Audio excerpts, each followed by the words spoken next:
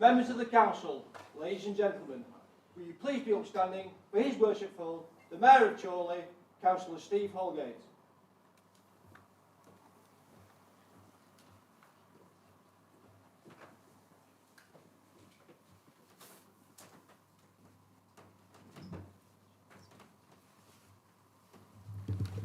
Good evening, councillors. Good evening, sir.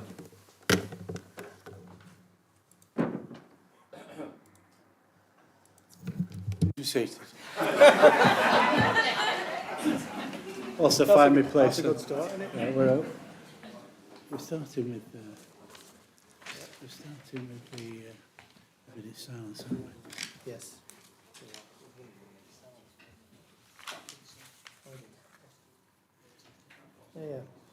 Yeah, all right. Yeah. Can we confirm that the recording has started? Yes, we're in business, right. Thank you to everyone for attending this meeting of the Council on Tuesday the 19th of April 2022. My name is Steve Holgate and I'm the Mayor. Before we start the usual proceedings, I'm sure we are all saddened to learn about the death of former Councillor Florence Molyneux, who was the Mayor in 1999 to 2000, and former Councillor and County Councillor Jean Rigby. We will now observe a minute's silence. Chris, can you confirm the end of the silence? Could you stand up? Thank you.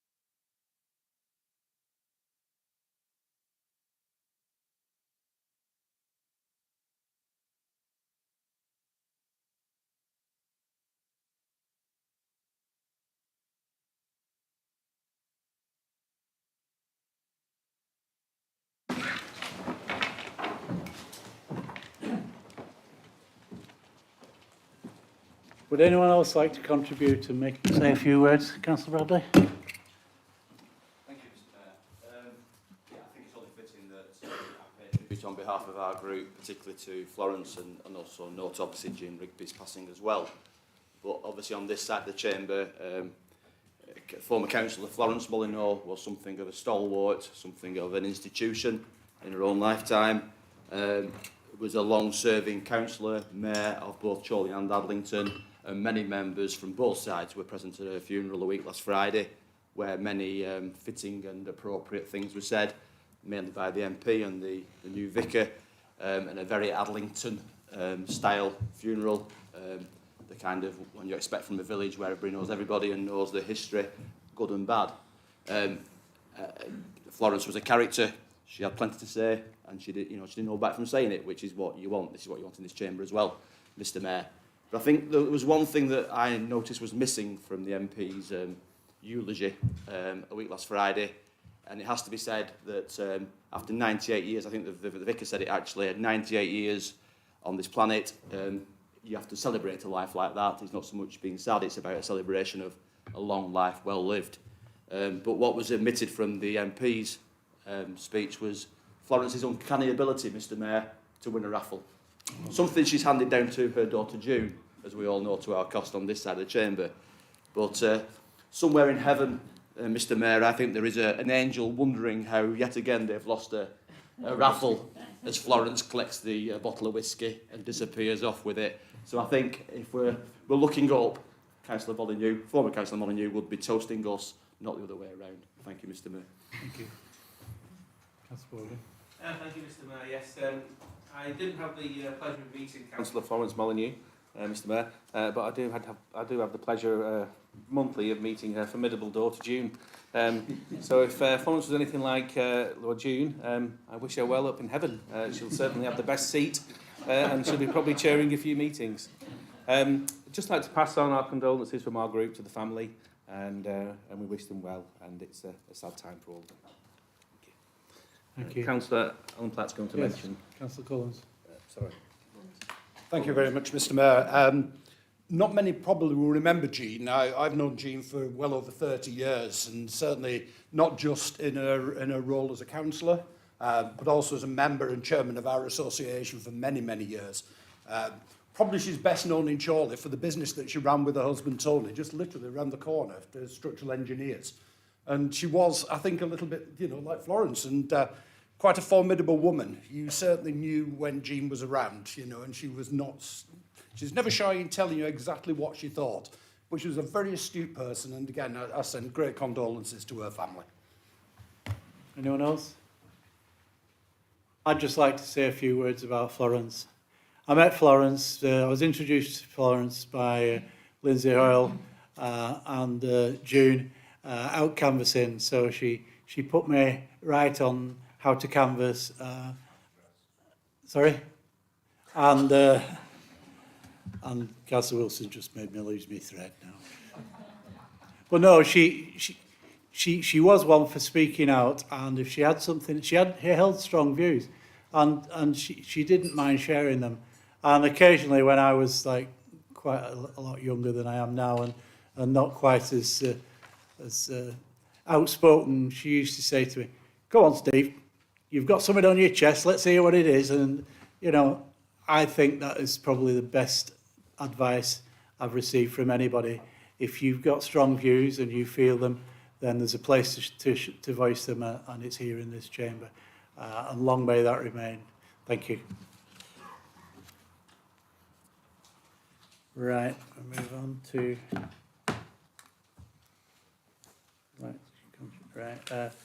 We have some members joining us on Teams, and members of the public are welcome to observe the proceedings on YouTube.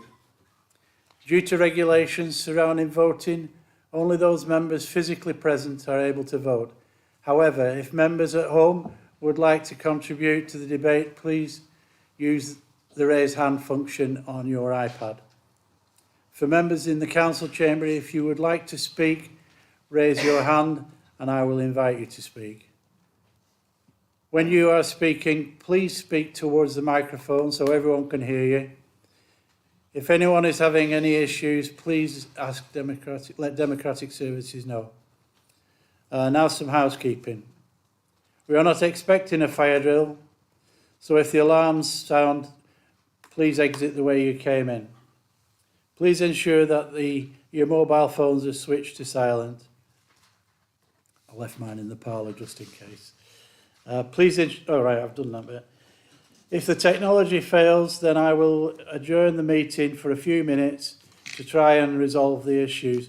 Or if that is not possible, a new date and time will be organised.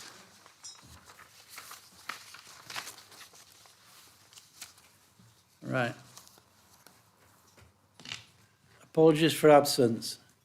We've got Magda Cullens, James Nevitt, Bev Murray, Johnny Walker, June Molyneux and Councillor Alan Whittaker. But some are joining us online. Sorry? Some have joined us online. Oh, but some have joined us online anyway, so they're unavailable. Right. Next item is minutes of the meeting Tuesday, the 22nd of February 2022. Council, pages 3 to 18 of your agenda. Would you like to introduce those? Thank you, Mr Mayor, and I'd be delighted if James Nesbitt was joining us. Mr Mayor, it would be yes, it would very good for us, for our reputation, if nothing else. Mr Mayor, can I take it the minutes of the meeting held on the 22nd of February taken as a true and correct record? Thank you. Okay, Councillor Wilson. Seconded, Mr Mayor. Okay. Does anyone wish to take issue with that? If not, can we have a show of hands? Those in favour? Anyone against? That's NEMCOM, as Councillor Dunn would say. Right. Item 2 is declarations of interest. Members are reminded of their responsibility to declare any pecuniary interests in respect of matters contained in this agenda. Are there anyone wishing to declare an interest? If not, we will move on. Right. This would be helpful if I had the right glasses, but we'll go anyway. I'm delighted to welcome a number of our former apprentices and their managers to Council this evening in recognition of their outstanding achievements. These individuals have been formally recognised by Runshaw College in 2020-2021 as outstanding in their area due to their dedication and commitment. I'd like to introduce Maria Clark from Customer Services, Alice Abraham from Communications and Events, and Bethany Hull from HR. And also recognise Dan Croton from ICT, who is unfortunately able to join us this evening. All of these officers should be very proud of what they have achieved. As a council, our apprenticeship scheme is very successful. These former apprentices having made progress and with new roles within the council, we are all very excited to see what they will achieve next. I would also like to acknowledge the invaluable support of their managers, Holly Walmsley, Sam Chesworth, Pete O'Neill, and Jane Norris, who were identified by Runshaw College as having given our apprentices exceptional support to succeed in their fields. Chorley Council won Overall Employer of the Year 2021 for the support provided to apprentice employees and due to the progression opportunities made available to apprentices.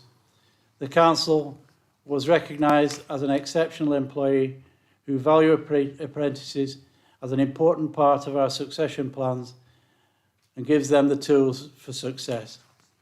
Our apprentices are a valuable asset, and as a council, we are committed to continuing to support and encourage our apprentice workforce to succeed. I am proud of everything that these officers have achieved for themselves and the council, and would like to invite members to give them a round of applause. Stand up, stand up, stand up, stand up.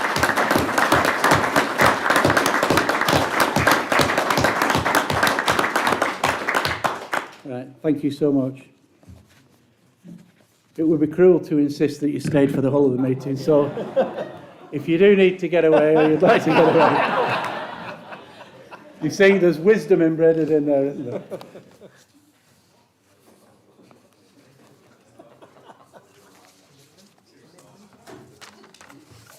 We're on the Mayor's announcements now, aren't we? Well, that's charity ball now. Yeah, okay. Unless you do that. Right. I have some mayoral announcements to make. The Mayor's 007 Casino Royale Charity Ball. Thank you to everyone who supported my 007 Charity Casino Royale Ball last month. It was a sellout success, which raised more than £4,000 for my community fundraising appeal in aid of Inspire Youth Zone, St Catherine's Hospice and Chorley in Bloom. Mayoress's Easter coffee morning. We had a fantastic day in the town hall last week when the Mayoress hosted an Easter coffee morning in aid of my community fundraising appeal. Thank you for everyone who attended and for the donations of cakes and raffle prizes. The event was really well attended and raised £736 in total.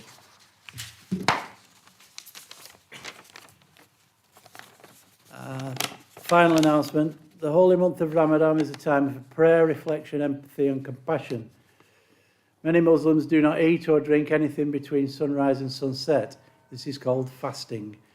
Sleeping patterns adjust to allow our early breakfasts and late dinners to break fasts, which are known as iftar. The timing of Ramadan varies from year to year and from country to country. This is due to the Islamic calendar, which follows the lunar cycle and is 10 days earlier each year. Fasting is challenging when having to concentrate for long periods of time due to not being able to top up energy and hydration. Today is day 18 of 30 Ramadan, and Councillor Hasina Khan and Samir Khan request for sponsorship for this month on completion, and proceeds will go to the Mayor's charity, of course. There is a sponsorship form going round. Today's fasting ends at 8:24. Let's hope we've got this meeting finished by then. After the meeting, there are donuts and tea in the committee room 1. And after that, the drinks are in the Mayor's parlour. Hope you can join us. That concludes my mayoral announcements. I've missed a bit, I'm told. So I have. This is the final meeting for Councillor Peter Gabbett and someone else as well. Oh, that'd be me.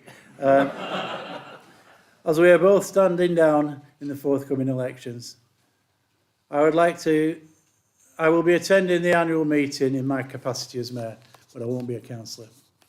So I have to behave myself. Right. Councillor Bradley. Thank you, Mr. Mayor. I'm dreading this. Yeah, well, we'll save yours till the next meeting, Mr. Mayor, 'cause it's not traditional to say anything about the outgoing mayor until that meeting. Obviously there may be members here who will not be successful either, and we don't know. The only ones we know for definite are going are yourself and Councillor Gabbett, and like we said, we'll discuss yourself at the next meeting. But just to pay tribute to Councillor Gabbett, one of the unsung heroes of our administration over the last few years. Peter's quite quiet and understated, but has been very effective in taking over the housing portfolio from two very high-profile former members of that, or occupants of that role, which was Councillor Fitzsimons and Councillor Dunn. Some hard acts to follow there, and I pay tribute to how he's done it. I pay tribute to the progress we've made with housing providers and partners in the borough. I sit on a lot of the calls with Peter, and I see close up what he's done, and therefore he will be sadly missed by our group and by this council. So thank you, Peter, and hope to see you around in the future. Thank you, Mr. Mayor.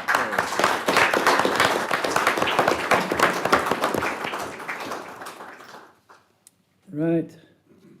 Moving on to item 4, public questions. We have 7 public questions today. No, we don't. We don't have any. No.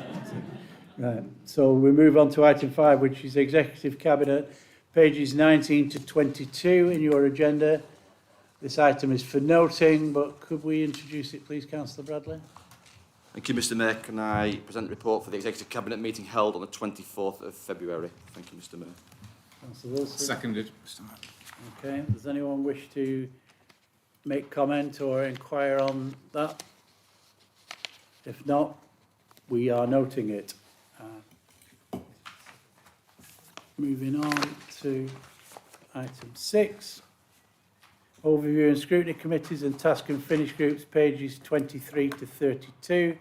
This item is also for noting and is to be introduced by Councillor Lees and seconded by Councillor Riggett, I believe.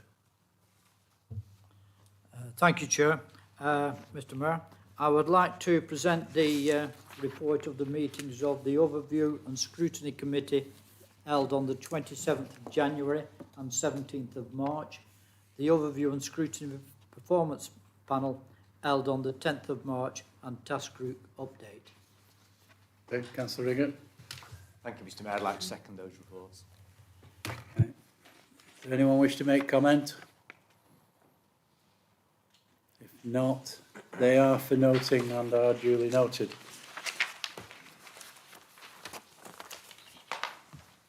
Item 7 is the governance meeting, and they are itemised in your pages 33 to 36. These two are for noting, and Councillor Platt, I believe you're going to introduce this, and Councillor Khan is going to second it. Thank you, Mr. Mayor. Can I present the report for the Governance Committee held on the 16th of March? Thank you. Thank you, Councillor Khan. Thank you, Chair. I'd like to second the report, please. That is for noting. Yes, it is noted.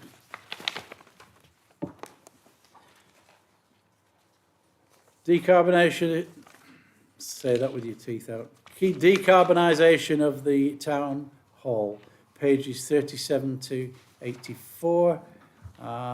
This item is to be introduced by Councillor Wilson and seconded by Councillor Bradley. Councillor Wilson. Thank you, Mr Mayor. I'm glad you had your teeth in. I shall miss your contributions, obviously, but we'll, as Councillor Bradley said, we'll come to you at a future meeting.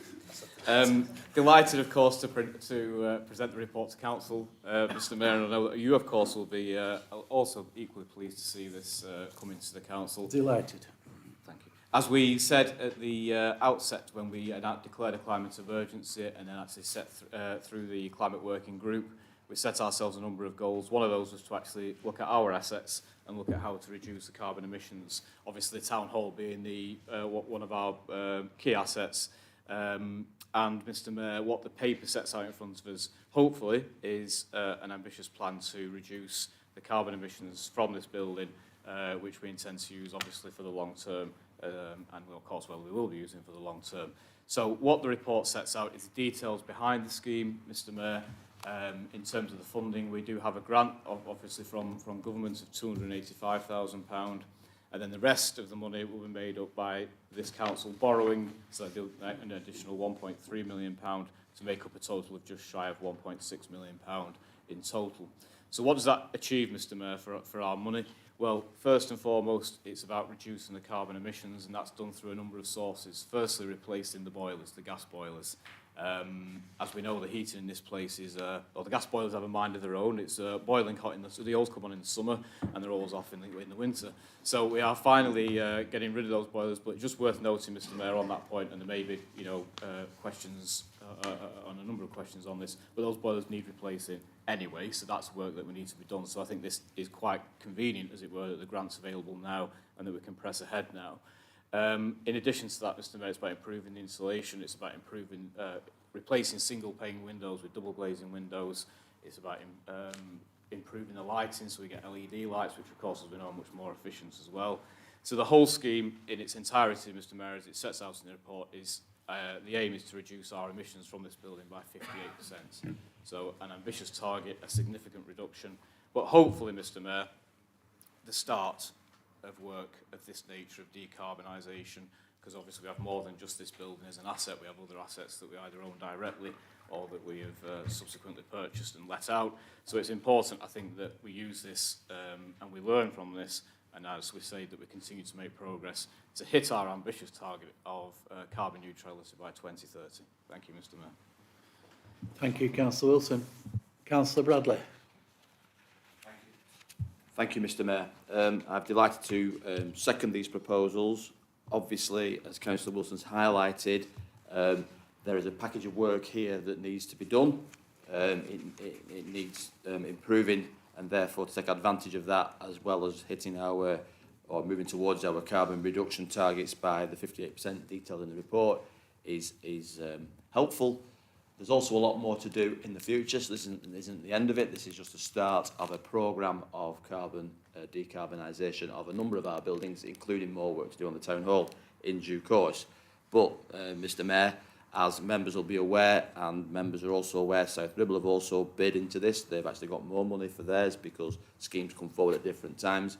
Buildings are in different situations. This is the start of a long-term programme, which is why the government money is there.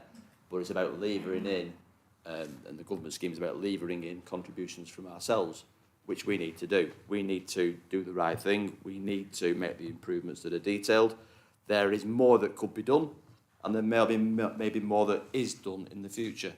But at the moment, the main priority, as Councillor Wilson has outlined, is around the heating systems, around the extensive pipe work that runs through an old building like this as well, and around some of that, probably more of the roof insulation and easy wins, whereas some of the more incremental improvements will come in due course and probably cost more on an investment return basis. But hopefully technology will improve. We're making technological advances all the time, and therefore this is a watching brief that we can monitor through the environmental change, climate change working group that we have, and also look to do the right thing, not just in this building, but other buildings as well. Happy to take questions, I'm sure, with Councillor Wilson. but also there is quite a bit of numbers in here and background behind this that I think members opposite may have had access to, and we've certainly done in the build-up to this price. Thank you very much, Mr Mayor. Thank you. Right. Councillor Riggott. Thank you, Mr Mayor, and I do apologise for the non-COVID cough that keeps interrupting your speeches. I think the intention and commitment to decarbonisation is laudable, but in my view there are a number of questions that could be asked on the detail in this report, as I think you've just alluded to. So I suppose the one I will ask to start with is, are the projected carbon reduction figures and financial savings quoted in the report based on the current usage profile of this building, noting the flexible working policy we offer to staff, or are they based on the pre-COVID occupancy and usage levels? Thank you. Councillor Wilson. Yeah. As far as if I recall correctly from reading the report, Councillor Riggott, it's from the 2019, so it's from pre-COVID. So we're not on the reduction, not on the reduced figures perhaps of the last 2 years, but on where we were in 2019. Okay. Do you want to come back? Okay, Councillor Bowden. Okay, thank you, Mr Mayor. Yeah, just a couple of questions. Very detailed report. I did notice that the agenda for tonight's meeting was quite light, and it just worries me a little bit that maybe this one might have been rushed in a little bit quickly. There's a couple of inaccuracies which Deborah's going to pick up in the report, but really the gist of what I wanted to say is in paragraph 12, I'll refer to a paragraph because I know you like that. On agenda page item 39, paragraph 24, there is a note in there to say that this is in conjunction with other works within the accommodation project. Could Councillor Wilson just explain what the accommodation project is? And if he can explain that, and also could he just explain to us the justification of why the town hall is the first building that's coming forward? Granted, the report says that the gas boilers are somewhat inadequate and might fall over at any one time. So there's just two questions there for Councillor Wilson, but the follow-up question that I have for him, which he doesn't need to note down, I don't think, is other options considered and rejected. There isn't another option for replacing like for like for very efficient gas boilers, and I just want to know why that's not been investigated. Thank you. Right. We'll share this, Mr Mayor, if we can, so I hope between us we cover each question, Councillor Bowden. In answer to your first point, which is about timing, that's actually quite crucial because that's linked to the grants and the need to make sure that we've started by, I think it's in March.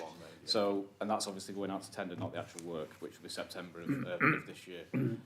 So the key thing there is to hit that target.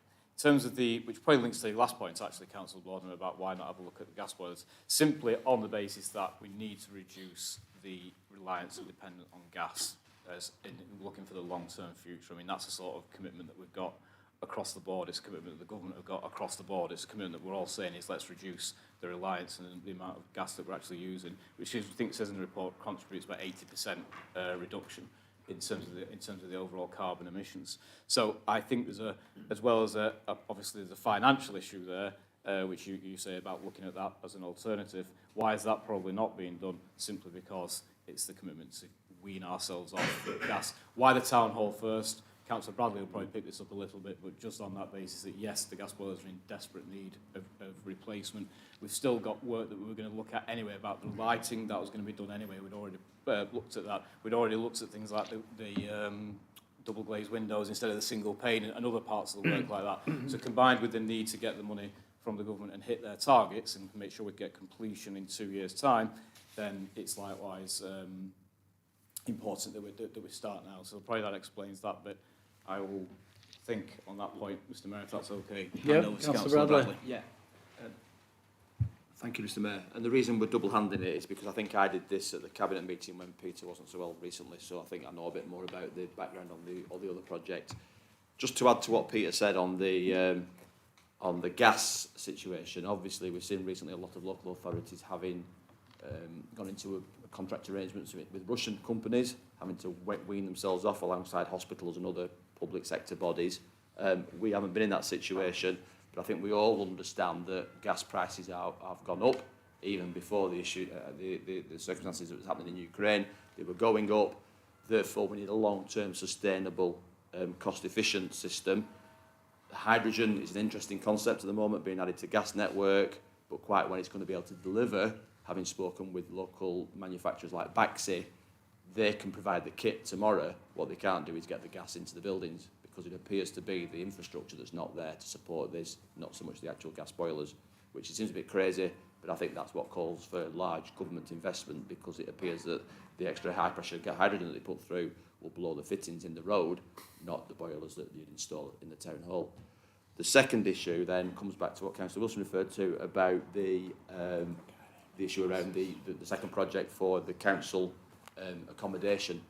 Obviously, after COVID, the council has a requirement for a different model of working. Most businesses are looking at that at the moment, which is a hybrid way of working. Some staff will have to be here all the time, some staff will have to be here less of the time, and some staff will be here some of the time. That's another report that's gone in its initial phase to the Cabinet, through Cabinet, as a study to identify which staff we'd have to accommodate. We're therefore looking at both here and Union Street to see who could be accommodated within the assets that we've got.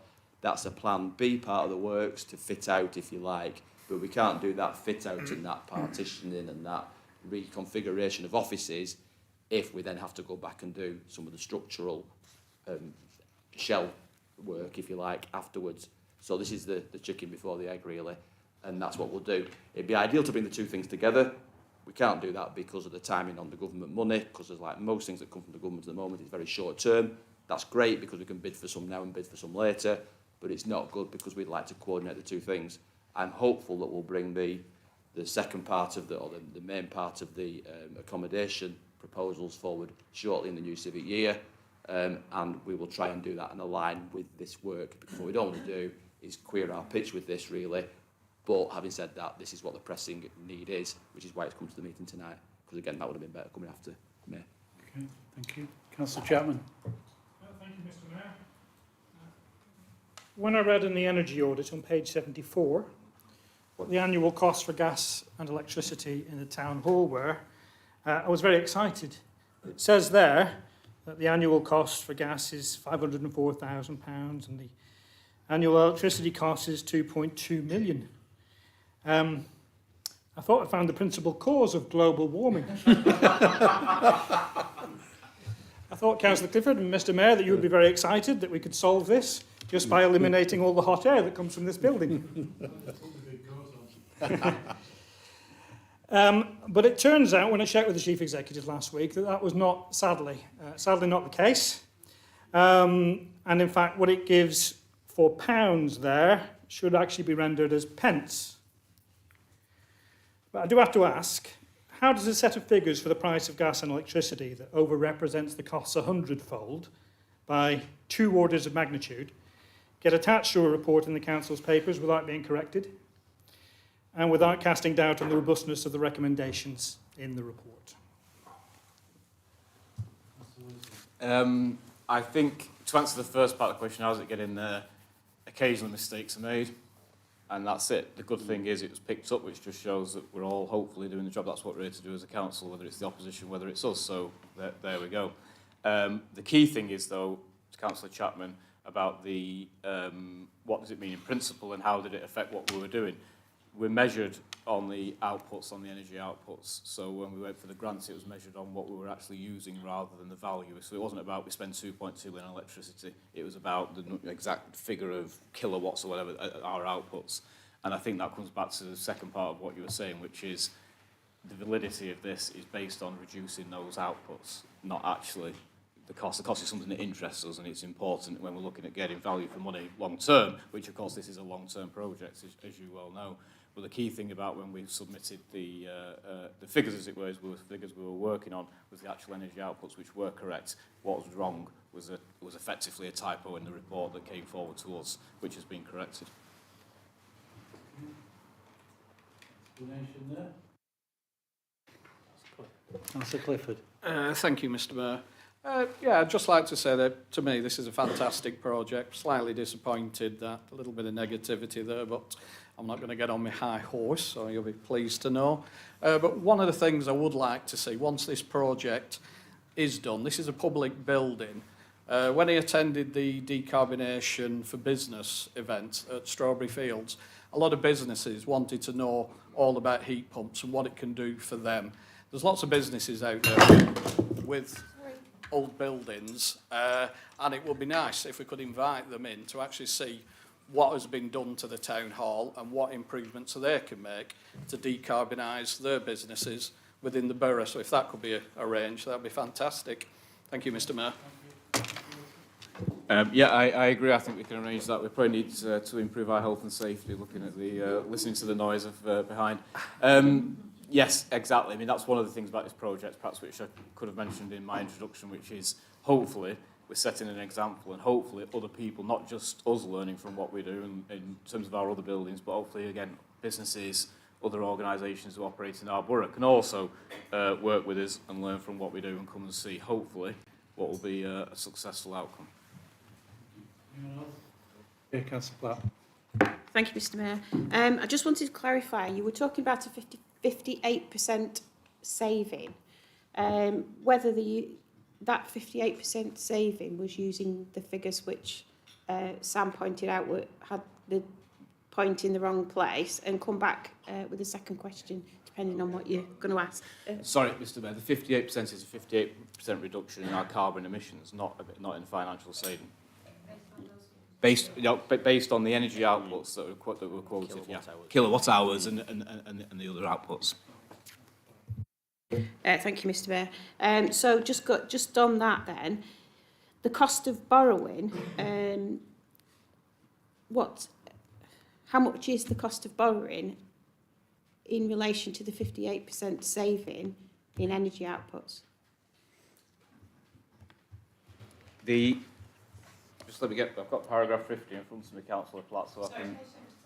But no, I've got page 42. But if you're looking at the cost of borrowing obviously is the £1.3 million that we're borrowing for the project. The 58% reduction is a reduction in the energy emissions. So it's two separate things. We're not talking. So the cost of borrowing, which I think is ultimately £70,000 a year, which will start in the next financial year, not in this financial year. Obviously, that's an annual cost of the £1.3 million. The reduction in energy emissions is hopefully a 58% reduction. So I'm not quite sure. Sorry if I'm misunderstanding, I apologise, but I'm not quite sure how you equate the cost of borrowing to the reduction in energy emissions. It's £15,000. Over the cost of the borrowing over the amount that you're going to save over the amount of years. Because if the borrowing is high and the cost is high, but the savings are low, it's not really cost effective. So I think it says in the report, Councillor Platt, that we will realise the financial benefit over a 30-year period is what it says in the report. So it's the 30 years that you've got to look at, because obviously you're looking at the cost of the project, as you say, the 1.5, in total now, the £1.5 million, and then obviously what we save each year to make that up. Now, that obviously is a long period of time, but I don't think the town hall's going anywhere. I don't think we're not going to be using it, I hope. And also, of course, as I said, it's also about that moving away from the gas use as well as more importantly. So it is over a 30-year period, as you said, as we know. But the how can I put it? The risk of it not being realised, i.e., this building not being functioning in that time, I think is very, very, very low. Yes, Councillor Boardman. Thank you, Mr Mayor. 30 years doesn't really feature in the report. Just to recap on Deborah's figures, it's a £1.5 million project, which we currently spend, as per this report, just shy of £30,000 per year on gas and electricity, which will see us a saving of just over £9,000 based on 2019 figures. Well, when I do my little simple maths, which I've just done in my head actually, so I might be a couple of years out, that's 160 years payback. Now, I'm not going to issue with that in principle, okay, and I'm a huge supporter of air source heat pumps. But what I am slightly disappointed with is the fact that Councillor Wilson thinks this is an example to businesses out there. My concern is that if the example is that we can get some grant funding for around about 250,000 and then borrow 1.3 million to make a saving of £9,000 a year, that's the wrong example we should be giving to businesses, Mr Mayor, in this borough. We should be looking at efficiencies and savings which pay for themselves over a shorter period of time. Thank you. Councillor Bradley. Following on the debate about maths, I'm sure the officers can give the opposition all the maths that they want, and it depends which way you cut it. But we all know in this room that most of our gas bills have probably nearly doubled in the last 6 to 12 months. So we're in an uncertain energy world where basically we're not supplying the energy in this country that we are currently reliant on. So we're having to import it from places that are unstable. Now, we don't know. Energy prices could double again in the next 5 or 10 years, in which point it becomes far more viable under its current... It's already more viable than it was when this plan was put together. Twice as viable as it was when this plan was put together. So we're in an ever-changing world. What this is about is de-risking our supply so we can rely on something that's there for nothing that we can tap into, which is the air and that conversion across, as opposed to uncertain energy markets. Now, we can have a big debate about why energy markets are uncertain, and one of those is privatisation of gas, which some of us believe we should never have done in the first place, but maybe still be producing it from certain places rather than be reliant on tankers coming halfway around the world, again, adding to everybody's carbon footprint. The maths are the maths. Whether you think the maths work or don't work depends on your view of risk. And I think what we're more interested in a little bit is de-risking, but also doing the right thing. And that's two different approaches, which comes back to Councillor Borden, to your earlier point about what else was considered. But it'd help if we had a joined up energy strategy in this country, which we don't appear to have either, because we seem to be lurching from nuclear to non-nuclear, to gas, to non-gas, to wind farms or no wind farms. So if the Energy Secretary could tell me what the energy strategy is, I'd be more than impressed. Never mind Charlie setting its own. Thank you, Mr Mayor. Councillor Rigger. Oh. No, it's all right. I won't come back. No, all right. Councillor Rigger. Thank you, Mr Mayor. I just wanted to kind of go back to my earlier question, because listening to what Councillor Clifford and Councillor Wilson in particular said, I think it's really important that if we want to set this as an example to the rest of the borough and other local authorities of what we could be doing, we need to make sure we're measuring it accurately and we're quoting accurate figures. So how difficult would it be for the consultants or our officers to give a calculation on what the actual saving on carbon is, the 58% based on current usage levels, as opposed to modelling it on the old world, which I think everybody's in agreement we're not going to revert back to that model.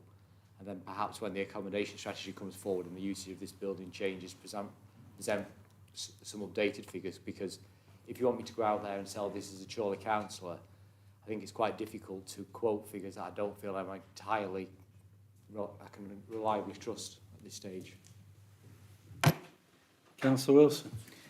Yeah, I mean, absolutely no issue with that at all. I think it's important that we have an update, not just of the figures now, but as we're rolling along as well, in terms of what we're actually achieving as well, Councillor Riggett. So when the work comes forward for the accommodation, you know, when the papers come forward, and obviously as Councillor Bradley says, we're trying to sort of tie those two together, then absolutely let's do it, because what the most important thing, Councillor Riggett, is it's not just about where we are where we've been in the last 6 months or even now. It's what's the place going to look like and what's the use going to be in the future. But don't forget, Councillor Riggett, that of course part of that, without preempting what's coming to council perhaps in a couple of months' time, part of that accommodation work is, yes, there's less people in the building now, but if we are condensing or rationalising our estate, then this building will be used more.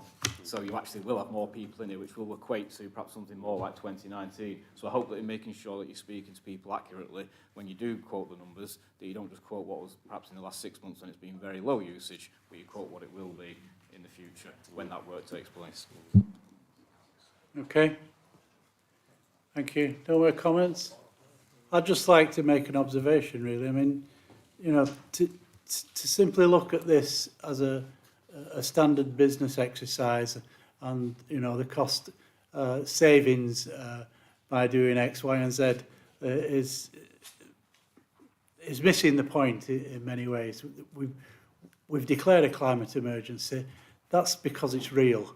And one of the biggest savings you'll get from taking green initiatives like this and green incentives is to save the planet.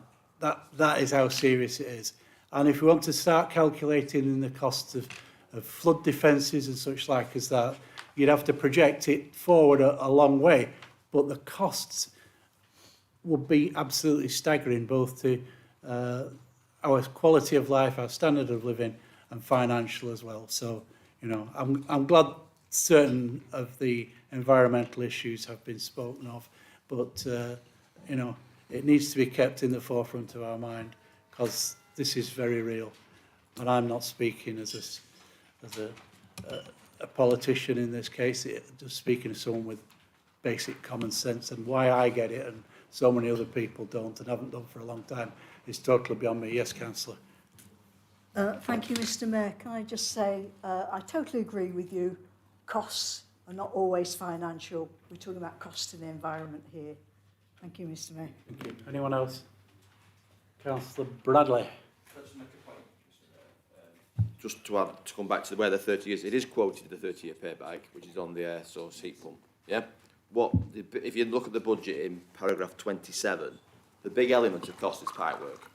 So the pipe work is here now, but it's not fit for purpose pipe work. We have pipe work going on in this building that is, some of it's probably Victorian or early part of this century.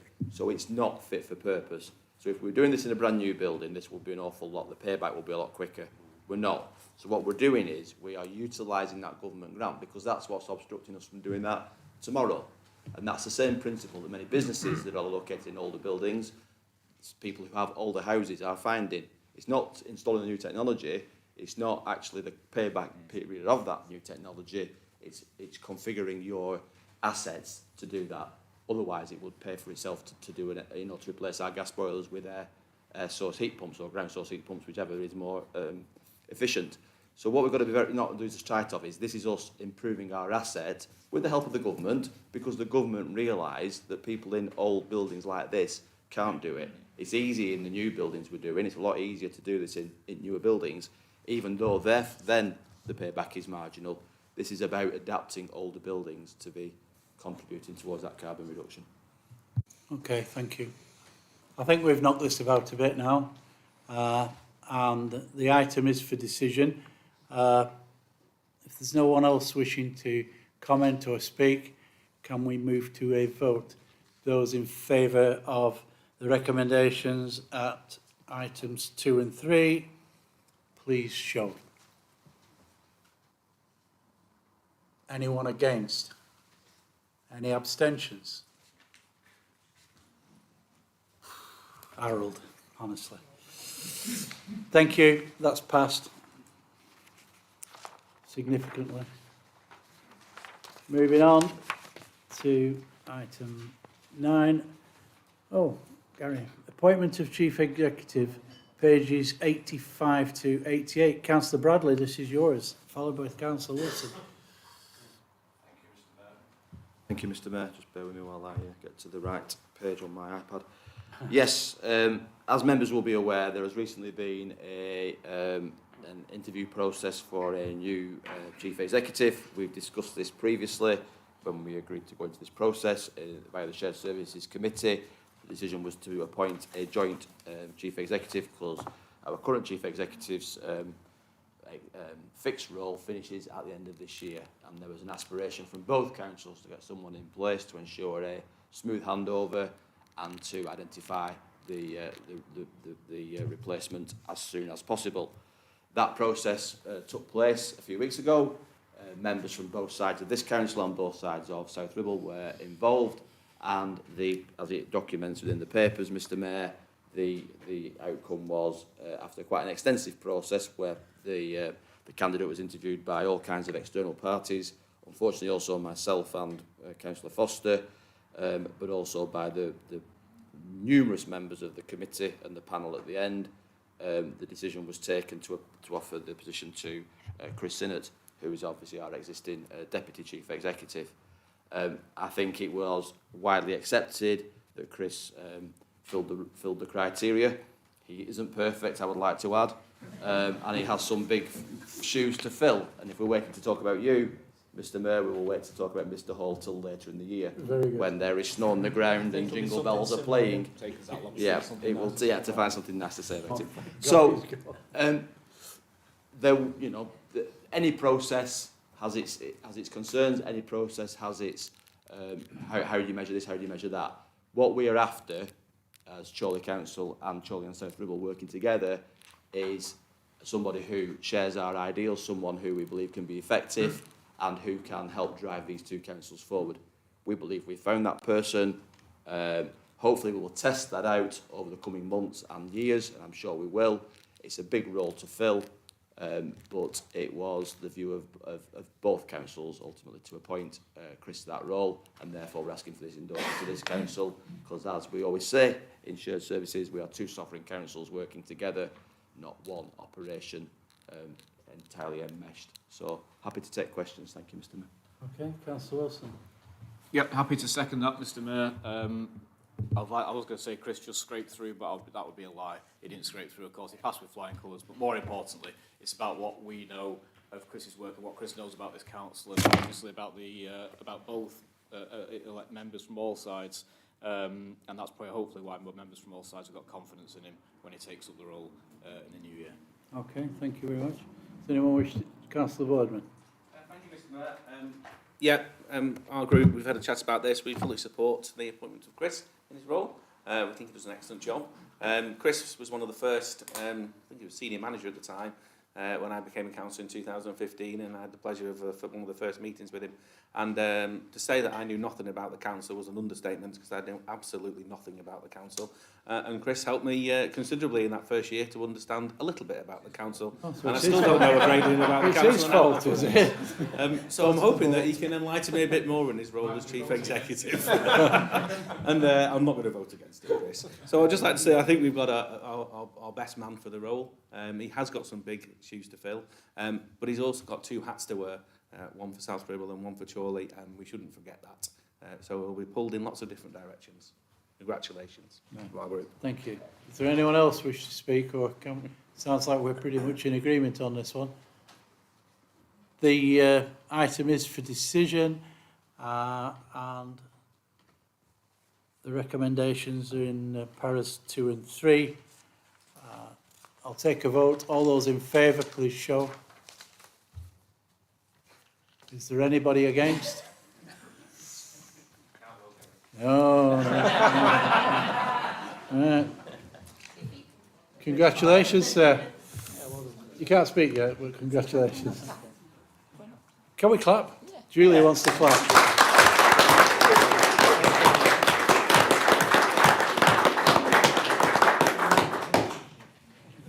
I would say next time it's Gary's turn. Right. Item 10, questions asked under Council Procedure Rule 8. There are none of those. And item 11 is to consider the notice of motion, if any, given in accordance with Council Procedure Rule 10. This is on pages 91 to 92 of your agenda, and it will be moved by Councillor Berry and seconded by Councillor Derbyshire. Councillor Berry, take it away. Thank you. Please excuse me for referring to the notice of motion, some aspects of it, for the benefit really of the people who aren't in the room, and for our YouTube channel which is very, very popular. So I'll get started. Across the United Kingdom, misogyny, harassment and violence towards women and girls is endemic. Many of our residents suffer harassment and abuse every single day. A 2021 YouGov national survey on behalf of UN Women UK found that among women aged 18 to 24, 97% said they had been sexually harassed. And while 80% of women of all ages said they had experienced, while 8% of women of all ages said they had experienced sexual harassment in public spaces.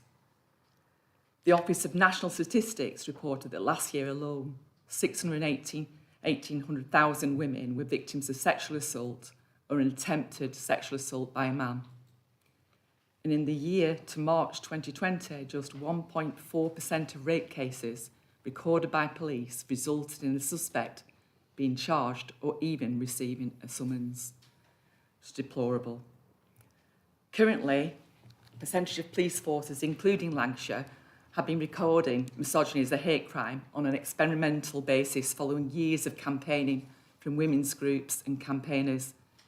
And we are proud to have in both Chorley and Lancashire active campaigning and support organisations who have continually fought for the safety and protection of women. Studies have shown that the intersectional nature of discrimination means that women with additional protected characteristics, such as those who are from Black, Asian or ethnic minority communities, disabled or LGBTQ+, are even more likely to experience harassment, discrimination and abuse. It's absolutely imperative. You've heard a few examples of appalling statistics. It's imperative that the Lancashire Violence Reduction Network come to us soon with this data that's going to amplify really what's going on in Lancashire and Chorley as a district. It's been a long time since we've had anything back from the Community Safety Partnership. It's absolutely imperative that we as councillors are allowed to scrutinise those details, and it will empower us really to go forward in trying to improve the lives of some of our most valuable community. This council resolves to ensure that Chorley Council continues to do everything in its power to build a borough free of misogyny and violence against women and girls. This council recognises that it's vital that women and girls' voices are heard, and that the council will bring forward a process through our Equalities Forum to do just that, which will proactively encourage and listen to women's voices across the borough and beyond.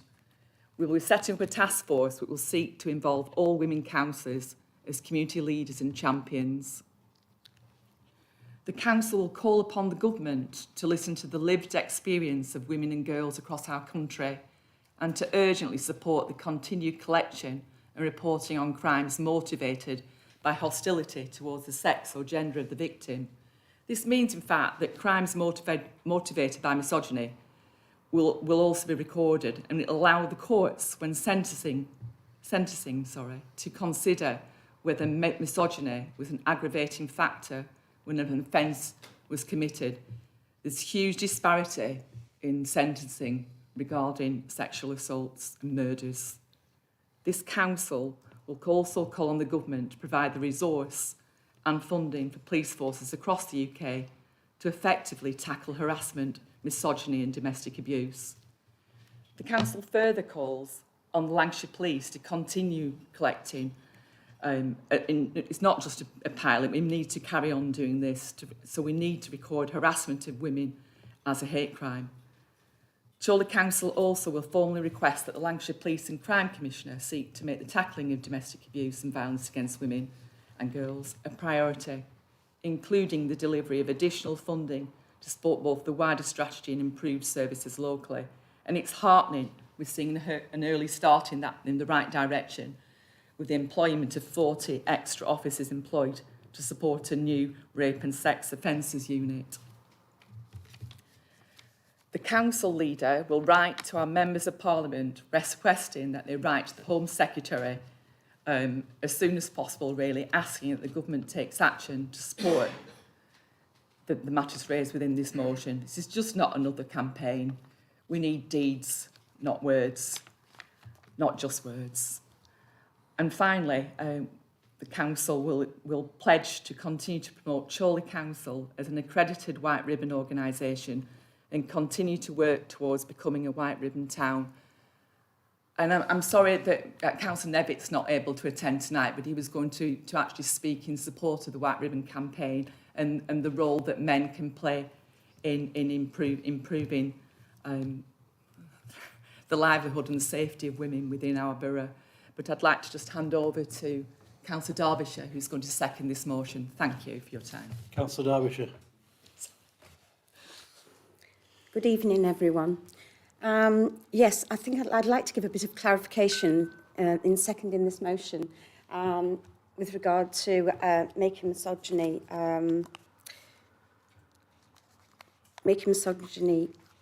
well, to bring the motion to the floor. Sorry, I'm not got my teeth in. Okay, please excuse my sunglasses as well, because like Councillor Holgate over there, like the Mayor, I've actually run my glasses over, so I've only got my varifocals that are sunglasses. So I'm not trying to be incognito, and I haven't had too much to drink last night. Okay, contrary to popular opinion. Okay, yes, it is really serious, but what I'd like to do is give some clarification around misogyny. Misogyny actually comes from the word misos and gyne, which is from the ancient Greek. So it's been around that long, which means woman hater. Okay, and it's been around that long. It came a bit more to prevalence in 1645 when first evidence of it coming together as a word, as the word misogyny. So it's a long time ago, 17th century. You think, well, and we're still going on about it now because it is important. It's more prevalent now than it's ever been.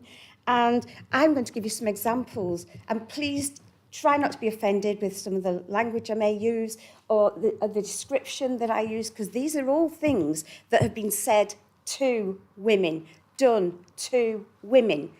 And I've got examples. I've been teaching for 25 years, and I've got some examples that have horrified me, okay? And that takes a lot. It really does. So, first example I'd like to give you is a primary school child, 6 years old. 6 years old. And he used to come into school every day, kicking and screaming, trying to hit the women teachers, calling us bitches, whores, slags, and it turns out this child was very, very disturbed. It turns out that he actually his dad used to see him as a mate, and they used to sit there together of a weekend watching Grand Theft Auto, playing Grand Theft Auto. He was 6 years old. All this language you will find in Grand Theft Auto, it's just a game. It's a misogynistic game. But not only that, his dad would then go and happily beat up mum, regularly beat up mum and carry out acts of violence and denigration towards her. He would then go and do that same sort of thing to his elder sister, who was often left looking after them. He was, okay, that's the sort of thing that actually happens, okay? Another child, 7 years old, a boy, 7 years old, stole his dad's credit card. Came into school, managed to get, a male teacher was teaching him, managed to get on the internet site, a porn site, okay, with his dad's credit card. Now, this isn't just a one-off. This is something, obviously, that's occurring regularly in the home. It's horrific. And this child then, at playtime, it was just discovered over lunchtime when the teacher was checking his work. And these are things I have experienced in schools I have been teaching in. And I've been teaching for 25 years, as I said, but it's just getting worse. And this child then, over lunchtime, before we'd managed to get to him, went and literally threw a 5-year-old girl to the ground, pulled her underwear down, lifted her dress up, and tried to enter her. Now, this is a 7-year-old boy. These are things that are being seen at home. These crimes are being committed by our children because they have been seen. They have not been stopped. Ingrained misogyny. In some homes, that is what it is. We need to stop it at source. We need to make sure people are aware of it. This is wrong. It's horrible. We hate talking about it. It makes us feel uncomfortable. Each and every one of us here are sat squirming. I've got no doubt, because I certainly was. And I'm still a teacher, and I'm a teacher in Chorley. And I see every day, okay, crimes against young girls.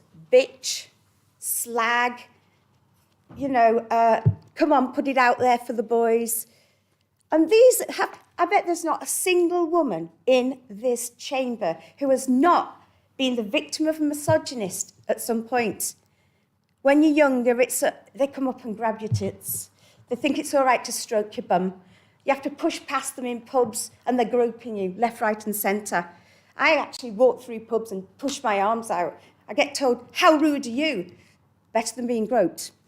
And that's my answer, okay? And this is, you go walk in the streets, you get somebody whistling, you're a lone woman whistling, oh, I'll give you one, or I wouldn't give you one, or get your tits out. Who hasn't heard that? Who hasn't had their bra twanged? Who hasn't been told they're an ugly cow, a fat cow, stupid cow, or called some other name? And that is ingrained misogyny.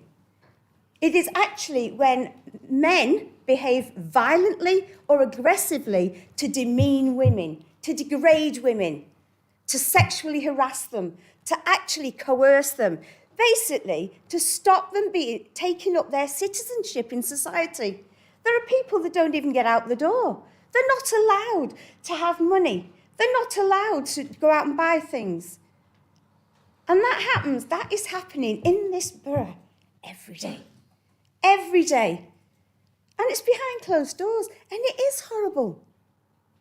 And it is. That's why we have to pass this motion. And let me just give you a definition, because I think people think I'm a man-hater. I'm not a man-hater. I'm a misogynist hater. That's absolutely true. But I will tell you something now. The difference between sexism and misogyny. There's obviously a myth. Sexists don't think women are equal to men. Okay? That's what sexist is.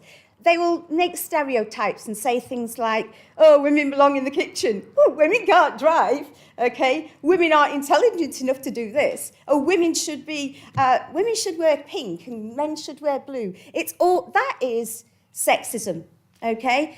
And that is, sexists often, they don't hate women. They're not out to kill women. They're just a bit disrespectful in the fact that they don't recognise us as equal. Chauvinists can be male or female. I think I've often been accused of being a female chauvinist, and I'll say that. And it's when you think your sex is better than the other. Okay? I think there's quite a few chauvinists in here, and I will hold my hand up to that one. Okay? But finally, it is all about that coercion, that control. It's the godlike instinct of a man who thinks he's got a right to control a woman or make comment about how she looks.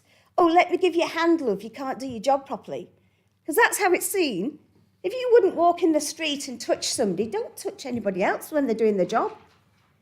If you wouldn't walk into a pub, the number of times, if you're sitting in a pub with a couple of girls, and I'm not talking about men who you know, who buy you drinks. You know, there's a majority of people in here might have some ingrained, some men in here, I'm not saying majority, the minority, do not have ingrained misogyny. But they have perpetrated at some point. But I'm just saying, it's every day, it's everywhere. That's why we need to support this motion, and we need to educate about what it is. So this is my first speech in this House, rather loud as usual. But thank you for listening and support this motion. Thank you. Right. Okay, that's proposed and seconded. Does anyone else wish to contribute to the debate? Hasina. Thank you, Mr. Mayor. I'd like to speak in support of the motion. I'd also like to speak a bit about honour-based violence. Honour-based violence and honour killings are shocking cases which are reported here in the UK, but they are predominantly from Middle Eastern or South Asian communities. These have drawn attention to the way the victims have been brutally murdered and deprived of their fundamental rights in a liberal country. The honour killing practice is regarded as a gender-based violence, as it unequally targets women strictly because they are women, and awareness and pressure are needed to help women who undergo honour-based violence in a liberal country like the UK. Thank you. Thank you. Anybody else?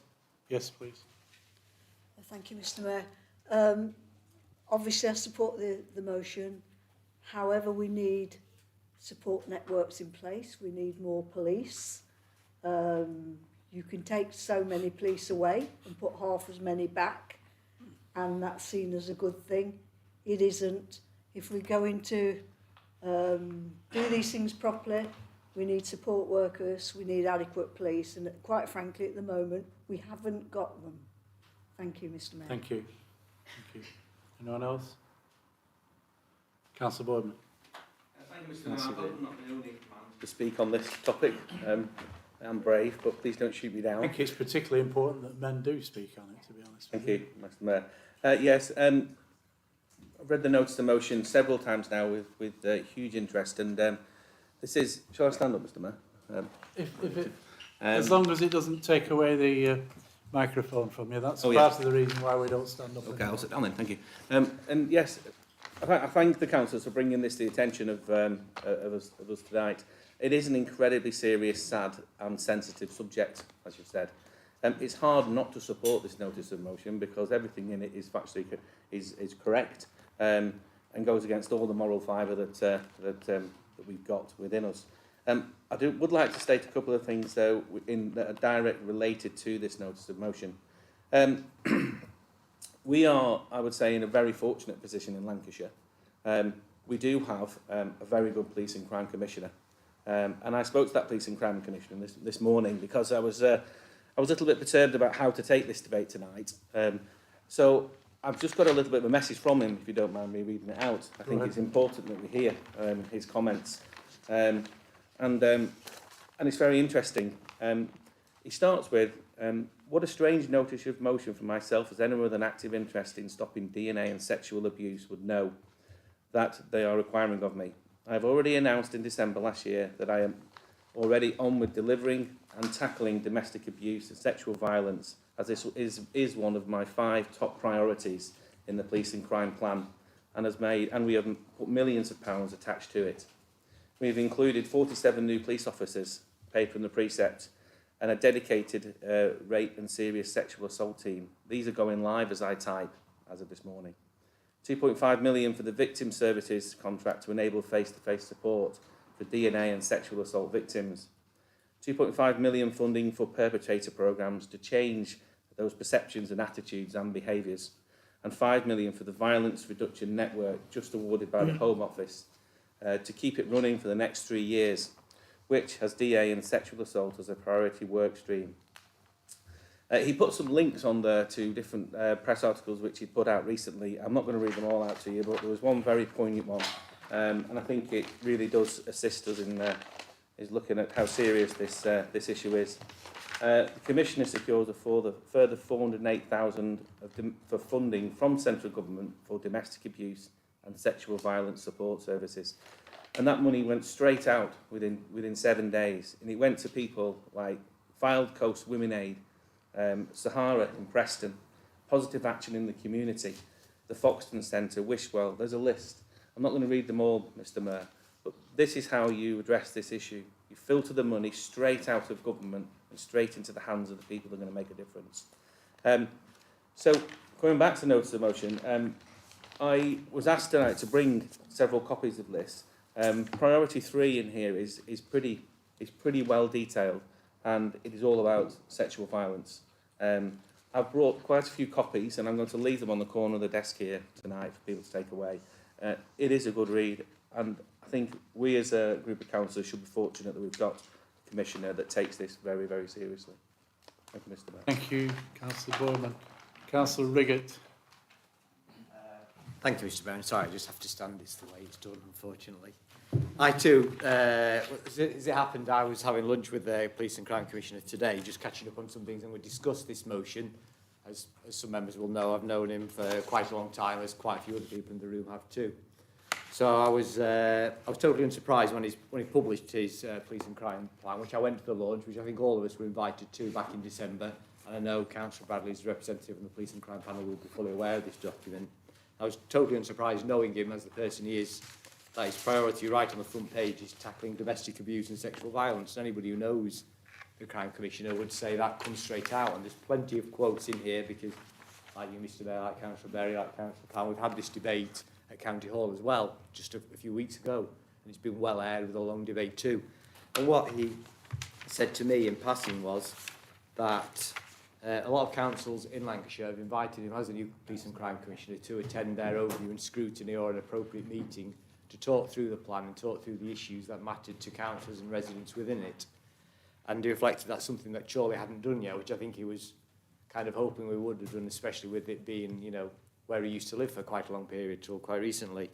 So I haven't had a chance to speak to the Chair of Overview and Scrutiny because he's away and unfortunately not here tonight, but I do serve on that committee. So I would suggest that, not wanting to take away from the clearly real experiences shared by Councillor Derbyshire, Councillor Carr and Councillor Berry, and, you know, as a husband, as a father of a young daughter, I'm very much, you know, concerned about this issue.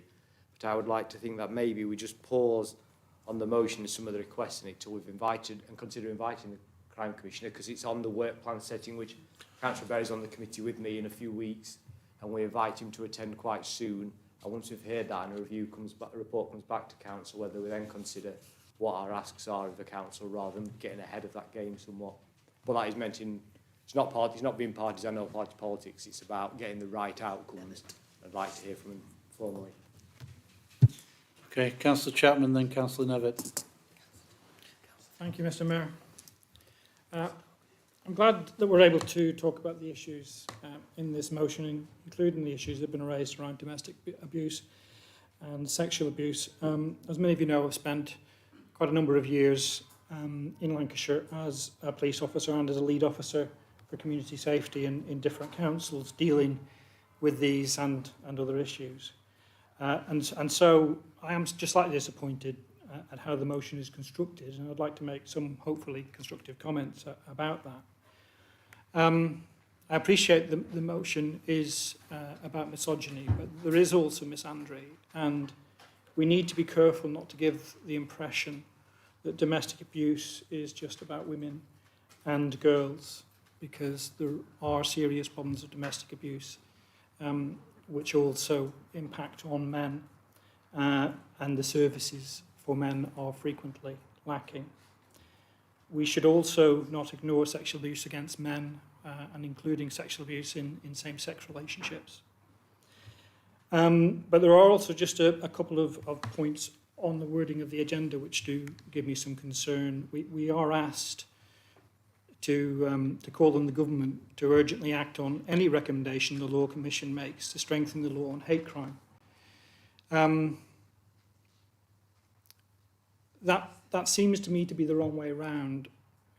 We would need to have the Law Commission make their recommendations, and then for those recommendations to be considered when they are known. I don't think we should ever give a blank cheque to any organisation that whatever they say will be passed into law, because you may then find that, that you've ended up with the wrong result. And I don't think that represents good governance.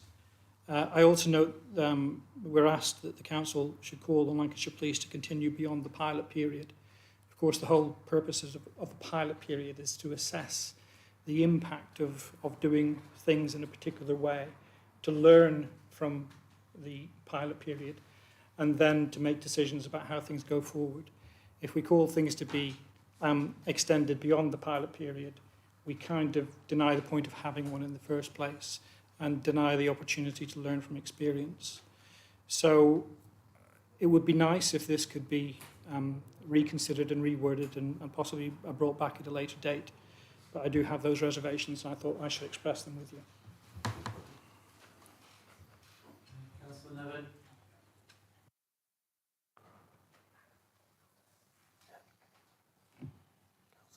Sorry? You need to say it again. Yeah, sorry, say again. Councillor Nevitt. Yeah, thank you, Mr. Mayor. Must have missed you there. As Councillor Berry said, I would have liked to have been able to attend in person to very much offer my full support for this motion. I'll try my best from my sick bed to do that.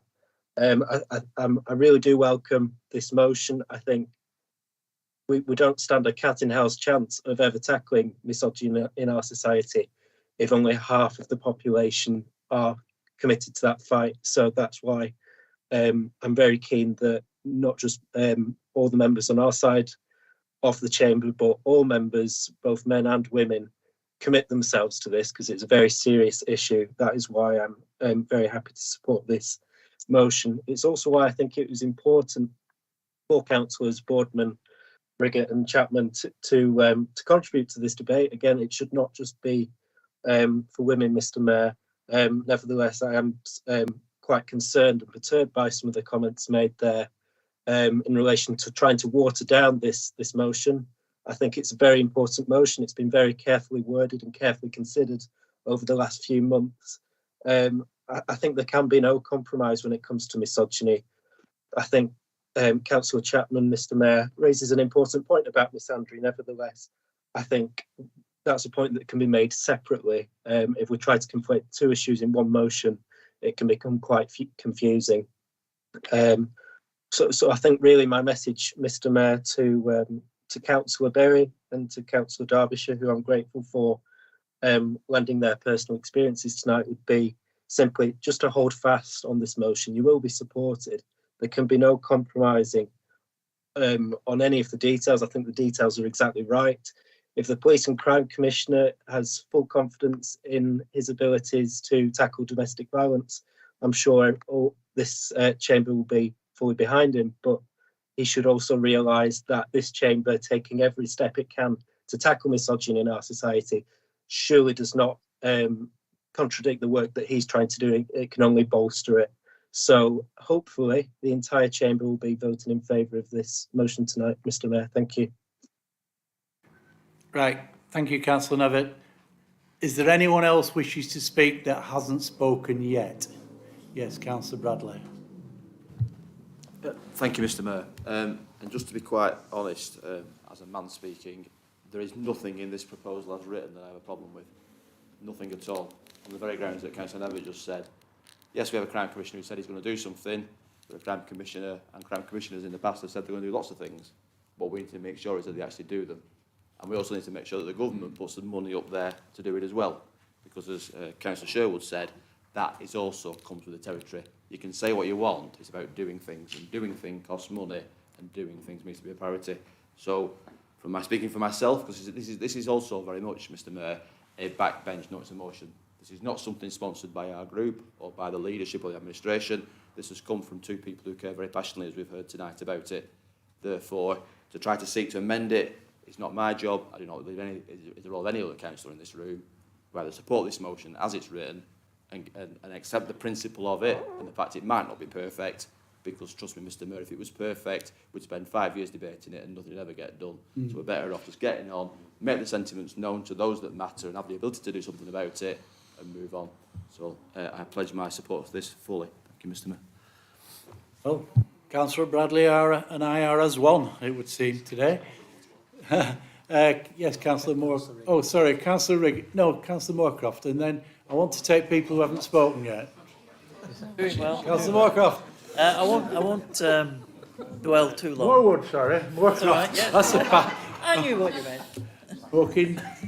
I'll be very quick. My group know that I got rather carried away the other day. I suppose I called you the wrong name, innit? It's thrown yeah. Yes, men have violence against them, harassment and so forth. But I'm just reading these outrageous statistics. 18 to 24-year-old women, 97% have been sexually harassed. 80% of women of all ages experience sexual harassment. I was told today how a young woman has stopped going onto a playground because she cannot stand the language that is bandied about by young teenagers of an extremely sexual nature, of sexual violent nature. And sadly, the young women that are involved in this seem to think that's the norm. And despite what the Police and Crimes Commissioner says, and it's all well and good and he'll do all he can, that's not going to stop the 6-year-old. And I've been there with the 6 and 7-year-olds who have come in screaming and shouting and kicking and biting and all the rest of it in my 32 years in teaching. That's not going to help them. It's not going to help the teenagers who think this is the norm. And we can go into the reasons, and I'd like to think that perhaps somewhere along the line when we get in touch with the government, that a whole serious education program is put into place to try and figure out why, in this day and age, I find it incredible that we are still talking about this, because it's increasing so dramatically. We can look at the reasons, no doubt. The internet and the ease of pornography has a hell of a lot to do with it, and something has got to be done along those lines. But I'd like to see some serious education, some serious studies go into why young men think this is the norm. It is not the norm. It's never been the norm in my family and my group in all my life. I've never come across the amount of language and violence that's going on in this way these days. I find it incredible. So I'll stop there, and I'm all in support of this as it stands. Thank you. Okay, anyone else? Councillor Riggins. No, not yet. Councillor. No, I'm getting people who haven't spoken yet. Okay. Please say, yeah. Thank you, Mr. Mayor. I'd just like to say I support this motion. It's very good. And actually, having seen a similar motion go through County Council a few months ago, There's not a whole lot of difference. Now, that was passed with a Conservative majority at County Council. Why on earth are we seeing the Chorley Conservatives trying to kick this into the long grass? As it's been said, we need, it was suggested by Councillor Riggett, to defer it.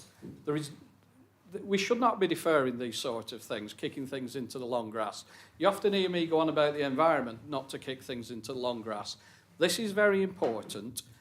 It's been very well written, and I think everybody in the chamber should support it. I'll be supporting this, and I just hope the Conservative benches will do. Thank you, Mr. Mayor. Thank you. Right, we've knocked this about a bit already. Oh yes, sorry, please. I'm surprised at Councillor Clifford. He does not know what we're going to do. Sorry, I don't know about anyone else who's struggling to hear you. I'm sorry, I'm surprised at Councillor Clifford. He doesn't know what we're going to do. And so he should just hang on and wait and see. Thank you, Mr. Mayor. Okay, thank you. Right. I am going to bring in Councillor Riggett because he's desperate to come back. And then I'm going to ask the seconder to speak, and then the proposer, and then we'll go to a vote. Councillor Riggett. You're on stony ground here, mate. Thank you, Mr. Mayor. And that's actually why I wanted to speak again, because I think it's really important, like a couple of people suggested, that this is a debate that we have, even though it's a difficult subject, it's an emotional subject, and that people have to be allowed to speak. And I think it is, in fact, somewhat disappointing when we start to throw in political terms and names and parties into that debate, because that doesn't help any debate move forward on any difficult subject. I think we all recognise that. And all I wanted to do was maybe try and clarify where I think myself, Councillor Chapman and one of the two others were coming from, that if we'd ran this important agenda through scrutiny and maybe heard the recommendations of the Law Commission, we might have come out with a stronger motion and stronger recommendations than they are currently written, because the Law Commission may come forward with ideas that actually don't meet the thresholds we want to reach. So rather hearing what people say and then actually saying we support that or we'd like you to go further is perhaps a more effective tool at getting the outcomes that we're trying to achieve, rather than just making a statement now. So that was the point I was trying to advocate, and the argument I was trying to say about taking it through scrutiny and bringing back something when we scrutinised it. We might actually say there's a load of things in here, but actually we don't believe this could be delivered to the council. It isn't good enough. And that might enable us to bring a stronger motion here than we currently have. No disrespect to the work that has been done, but they were the point of my view. That was the thrust of my argument, and to make sure that was fully understood, even if not accepted by everybody. Thank you, Councillor. I'll just point out before I bring Councillor Derbyshire back in that a notice of motion is not a thing that sits in its own time and space. It is the beginning of a process and beginning of a conversation, and I'm sure that if somebody were to suggest that scrutiny committee have a job of work to do in order to hone in on its on the issues that this notice of motion has raised and develop them further along with solutions, that will be embraced by everybody. So, Councillor Derbyshire. I think I just wanted to reiterate that it's not just about sexual violence and domestic violence. It is every day on the street. You say no to a misogynist and you get a barrage of abuse. Stuck up bitch, whatever else you're going to do. Who do you think you are? Stupid cow. I think most of us have heard it. And I know it's offensive, but it's offensive to us. And little things like that lead to serious things. And as for the councillor across the way, when he was saying, yes, hatred of men does matter. It does matter. But that's like saying black lives matter, but so do white lives matter. Can I just give you an analogy? Basically, if a house is on fire and the fire brigade come out, they deal with the house that's on fire. They don't go next door and say, oh, we'll get you out first and get all your things out. They actually deal with that fire. Misogyny is a house on fire and needs dealing with now. No change to the motion, put it through. And I am very impassioned about it. And thank you for tolerating my passion. Thank you, Councillor Derbyshire. Councillor Berry.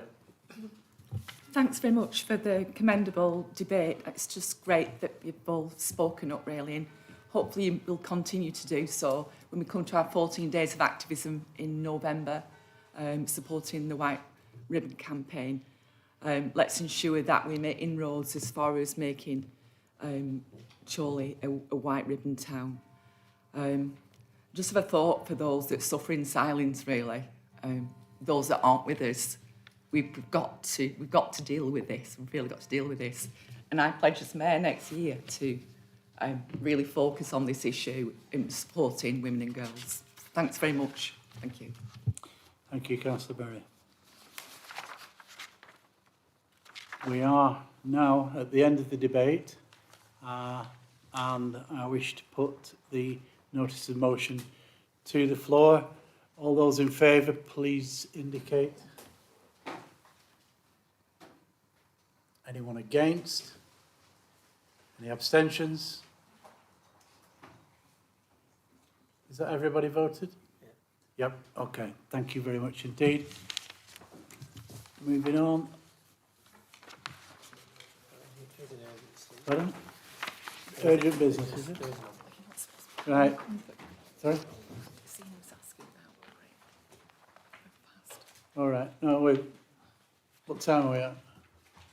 8 o'clock. So you can't break your fast yet anyway, can you? So we just have to hang on a little bit longer for your donuts.